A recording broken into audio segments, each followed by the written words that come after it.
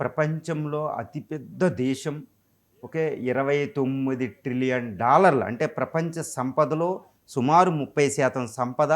ప్రపంచ ఆర్మీ అంటే ప్రపంచంలో అన్ని పెట్టే మిలిటరీ బడ్జెట్లు ఒక పక్కనుంటే అమెరికా మిలిటరీ బడ్జెట్ $1 ట్రిలియన్ అంటే $1000 బిలియన్ వరకు దాని మిలిటరీ బడ్జెట్ ఉంటుంది అకార్డింగ్ టు సిప్రీ రిపోర్ట్.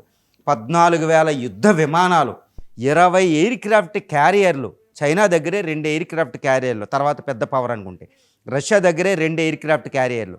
అంతటి పెద్ద దేశ అధినేత ఈయన ఎవరు? Donald Trump. ఈ ట్రంప్ తీసుకునే నిర్ణయం ప్రపంచ గతిని మార్చేస్తుంది. కానీ డొనాల్డ్ ట్రంప్ రెండవసారి ప్రెసిడెంట్ అయినా ఆయన చేసేది దౌత్యమా అసలు వినాశనమా అని తెలుస్తుంది. అసలు దౌత్యం అంటే ఏంటి?